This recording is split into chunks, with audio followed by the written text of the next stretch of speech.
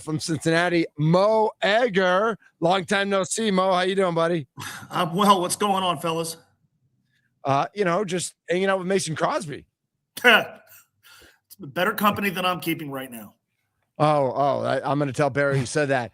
Mo and I had better company than last night. I heard y'all had a little, nice little rib dinner last night. Those things settled in okay. Did you get after Mo had the bib on. I had the bib on. Also, not the last meal I had last night because we bounced. We found that Milwaukee is very hospitable late on Sunday nights. Nice. Yeah. So I know you guys were going over the it's trade afterwards. Every night. Where else did you get out to? If you even remember. Well, I don't want to make any sponsors mad. We went to Drink Wisconsin. Sure. And then we went to the Milwaukee Broadhouse or something. Broadhouse. Sure. Yep. Mm-hmm. Yeah. And as all late nights must include, we ended the evening with a Taco Bell DoorDash delivery. So amazing. We're all feeling really good in the apartment here in downtown Milwaukee. And I bet it smells really good too. That next day crunch wrap just never comes back. Like that one always hurts. That always hurts. So crunch wrap. I love that. Crunch wrap. So before we get into the Reds and the series starting, we want to recap the series that just ended here in Milwaukee. And I know it's not your team, but the Brewers and the Cubs. We were sitting at the restaurant last night, and there's all sorts of Cubs fans downtown, and so you got a feel of what that rivalry is like a little bit. Watching from afar, what do you see from this Brewers team? Is it all just everybody talking about the Miz? Is it beyond that? And then what did you glean from the Brewers-Cubs rivalry over this weekend? Well, I've watched a little of this on social media, and I've paid attention to the dour expressions of Brewers fans that I have encountered and that I'm currently living with. And you would think they're 15 and a half games out of first place. They have a 5.5 game lead. Now I get it. This weekend missed opportunity because, you don't want to say you have a chance to end the race, but you really kind of bury the Cubs if you go up 7.5. And so that game yesterday felt significant. That felt like the Cubs needed that game in order to stay in the race. The 9th and 10th innings yesterday were certainly pretty interesting. The game yesterday ended the way the Wednesday game in Cincinnati ended for the Brewers, where they got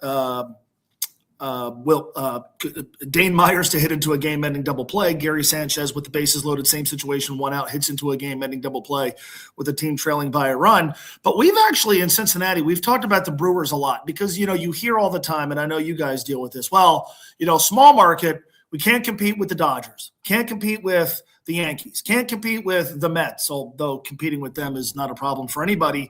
And I go, cool, that's fine. Compete with the Milwaukee Brewers.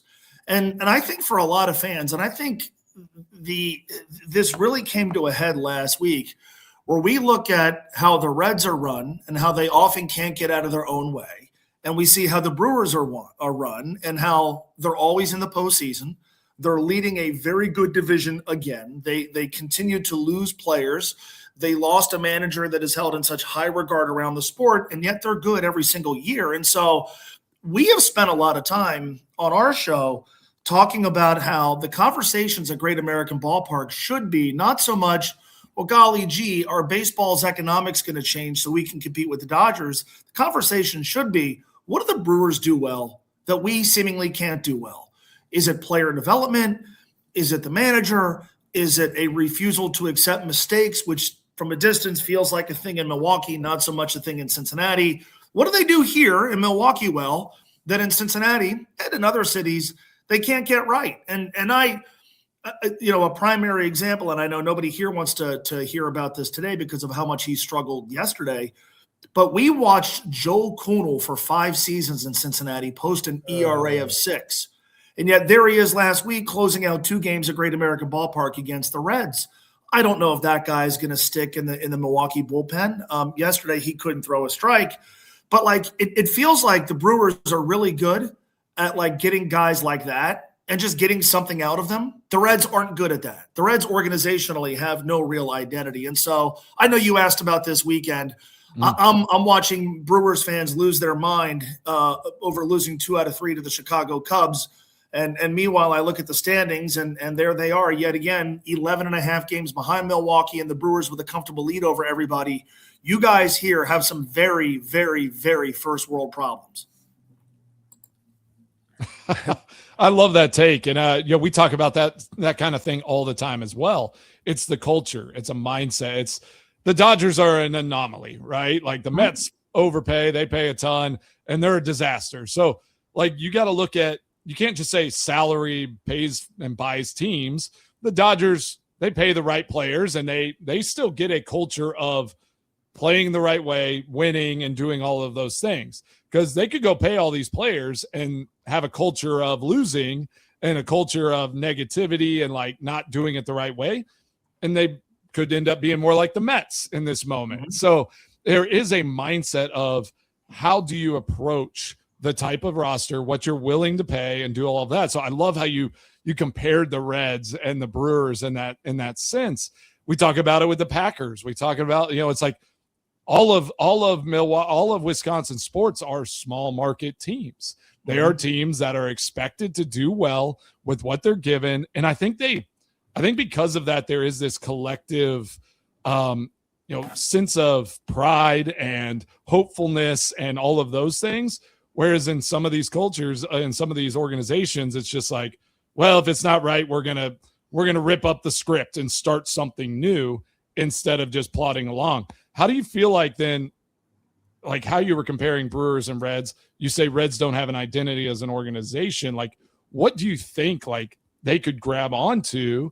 Just looking at how they're built right now, ownership structure, all of that. Like, what would you like to see their identity be more like? If it's not just saying like the Brewers or like what they're doing, but like, what do you want to see their identity be? I would like to see something, and this is probably really far-fetched.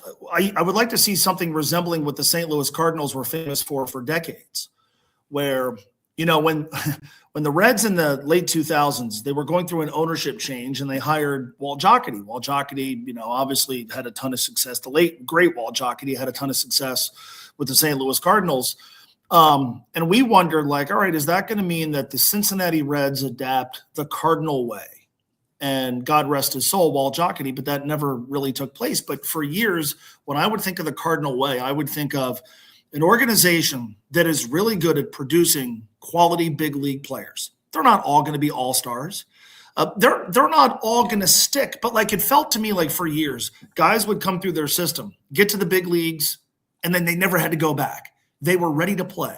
They were ready to play the right way. They were really good at that. The Reds are not really good at that. Like I talk about this all the time. I think the Reds are a baseball organization that's good at everything but baseball. Like the ballpark experience, 10 out of 10. Community relations, 10 out of 10. Hall of Fame, alumni, fan experience, broadcasters, A+ across the board. The baseball part of it. So, okay, you're not going to be a team that throws large sums of money at premier free agents. Fine. Can you be really good at drafting? A few early round, meaning first round successes notwithstanding? The answers are no. We've done this exercise on my show where if you look at the last, just this century, right, since 2000, look at all these second, third, fourth, and fifth round picks, and a lot of first round picks who never even got to the big leagues. You're not going to bat 1,000 on those, but you got to do better than the Reds. I think we did. You have to go back to 1993 to find the last Reds third round pick who played more than 162 games in the big leagues. I might be distorting that just a little bit, but I think that's an illustration. So are they good at drafting? No. Are they good at developing players? Now, there was a stretch, late 2000s, Joey Votto, Jay Bruce, Devin Mesoraco, Drew Stubbs, Johnny Cueto, Aroldis Chapman, Homer Bailey. The answer was yes. Hasn't been yes in quite a while. They don't have a farm system that just has this constant churn. They have successes. Ellie De La Cruz came through their system. Sal Stewart came through their system. But I think if you're going to be a team that wants sustained success, which the Reds have stated publicly, we want sustained success, and are not going to throw gobs of money at every problem, then you have to have an unending pipeline of players that come through the system. That hasn't been the case. You've got to be really good at, when it's time to trade away established players for prospects. You got to be really good at that. The Tampa Bay Rays are really good at that. I think the Milwaukee Brewers are really good at that. The Reds, if you go back to 2022, they trade away Sonny Gray, Eugenio Suarez, Jesse Winker, Luis Castillo eventually, Tyler Mahle, Tucker Barnhart. The collective return for those players, pretty meager, quite frankly. There have been some players who have contributed here and there, but you got to be really good at that. The Reds aren't really good at that. You've got to be really good at finding like second or third tier free agents, not the most expensive guys. They've had some successes. J.J. Bleday is having a nice season this year, but they're not really good at that. So like all these different things that you could do to build a competitive team on a consistent basis, the Reds aren't good at. So you could say, well, golly gee, they can't spend what the Dodgers can spend. Cool, fine. But you got to be good at all this other stuff. And on a consistent basis, with exceptions, they're not good at all that other stuff. And so the end result is they own the longest current drought without advancing in the postseason. They haven't finished higher than third place in the National League Central since 2012. And while certainly there's half a season to go here with the remaining schedule they have, with the holes on their roster, with some of the injury issues, and with the deficit they're facing, you're going to have to look long and far to find Reds fans who are overly optimistic about how the rest of this season is going to unfold and, frankly, how the next few years are going to unfold. Mo Egger joining us here on the Mason Crosby Show. I did want to bring up something here when you're talking about, finding those successes with Cincinnati. Thursday, how must-watch is Chase Burns for you guys? And on top of that, how must-watch does it become when Jacob Misiorowski is the opposing pitcher on the other side? Absolute must-watch. Two of the absolute young gems of the entire sport. The Miz, I think, is currently the odds-on favorite to be the National League Cy Young Award winner. Yes. But Chase Burns is in that mix, and he's not going to win it. He's not going to win it in large part because the team isn't likely to have a successful season. That matters. And there's going to be a little bit, at least, of an innings restriction on him. And we'll see how that just affects what his numbers are going to look like. But the term that comes to mind when you watch Chase Burns is mound presence. Like he looks like a guy who's been pitching at a really high level in the big leagues for years, and he hasn't pitched a full big league season. He is extraordinarily confident. And to me, what he possesses more than anything else is the ability to give his team a chance to win when he doesn't have his best stuff. And I think anybody who's paid attention to, pitching over the years would say, like, what really separates the absolute studs from the guys who are merely good, obviously they're often dominant. You guys see the Miz on a regular basis. He's dominant. Chase Burns has been that way too. He throws 4 different pitches. He can throw it past you, but he could also get outs, throwing the off-speed pitch, throwing his 2 breaking balls. But when he is not on his game, when he is, on the mound without his absolute best stuff, he's got this veteran way of still figuring out ways to get hitters out and give his team a chance to win games. And he is, and I don't have the numbers in front of me, but he's often taken the mound after the Reds have lost 2 games in the series and they're trying to avoid getting swept, or they've lost 4 straight games and they're trying to avoid a prolonged winning streak, a prolonged losing streak. He's been just absolutely terrific. And, the thing that you kind of glom onto is okay, if Chase Burns can stay healthy, and if they could ever get Hunter Green to stay consistently healthy, and Nick Lodolo ever get him to stay consistently healthy, like the strength of the team is their young, and in some cases not nearly as young starting pitchers. They haven't been able to get them all healthy at the same time. But Chase Burns has been healthy. He's been terrific. He's been must watch, and he has been, I think, the brightest point of what has, to this point, been a pretty disappointing season. Man, yeah, I was going to go somewhere, but I kind of want to pivot. And just as you're talking about expectations, fan base, all that, kind of dive into another sport a little bit and talk about those Cincinnati Bengals as well, and expectations there, as it's like, all right, Reds, this is what they're doing. They haven't drafted. Bengals now have seemingly gone all in, right? I mean, it's like offensively, they spent a ton of money on the defense. Like, what is fan expectation and what is the hope? Is this, I mean, I know pundits all over the place are saying, is this a, win or bust type season for this Bengals team? How do you feel about how do you feel about this season for this team there in Cincinnati? I think my feelings mirror those of everybody else. A lot of excitement, a lot of hope, and a real sense of if not now, then when. Because what they have done this offseason, it's weird. If you think of like what the Bengals did this offseason, they won 6 games last year. It was a miserable season. I mean, I've said it on my show, like, I lived through the 1990s. Those were awful seasons. I think last year was the most miserable season the Bengals have had. None of it was good. Burrow gets hurt the second game. They lose a ton of games that they should have won where they scored a bunch of points and didn't win. The defense it was not surprising that they were awful, which to me just added to the frustration. To go from December to now, where it's a 180 in terms of fan sentiment, it's been remarkable. But if you go back to last season, they won 6 games. How many times do you win 6 games and not have to touch one side of the ball? The Bengals offensively didn't have to do anything.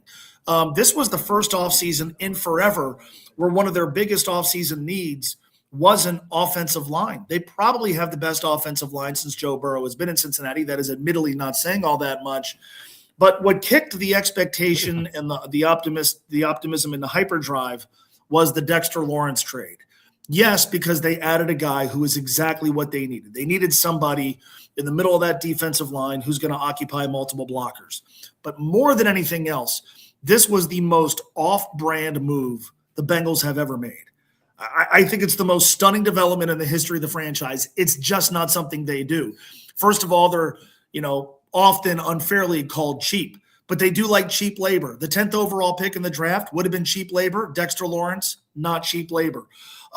They typically really value their draft choices. They don't trade up in the draft. They certainly don't trade out of round 1.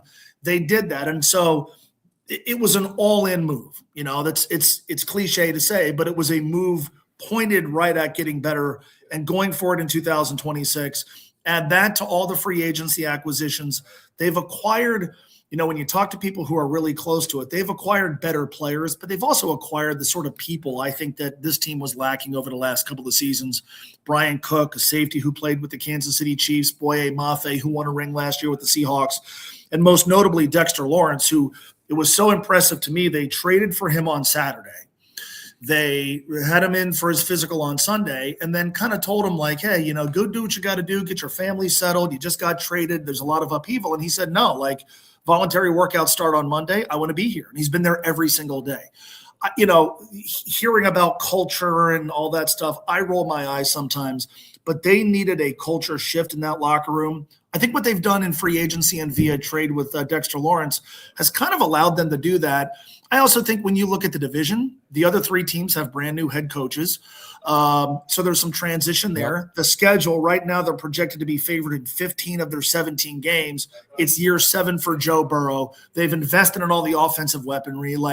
There is a real sense of if not now, then when. And that's really exciting because the high end is really high, but it also comes with potential fallout if it doesn't work. And that's, okay, what's the relationship going to be like between Joe Burrow and the team? And is Zach Taylor going to be the head coach in 2027 if they fall short? But expectations in Cincinnati are as high as they've been since 2022. Mo, we could do this all day, but I know we're running up against it. Enjoy this week in Milwaukee. Enjoy AmFam Field. I know you're going tonight. I think you're going tomorrow also. Mm-hmm. So have a good time. Thank you so much for jumping on, breaking down some Bengals talk as well. And it's always great to see you and enjoy Milwaukee. Spend all your money and leave. I've already spent a lot, so no problem. We'll see you guys. Thanks for having me. Perfect. All right. Mo Egger, listen to him every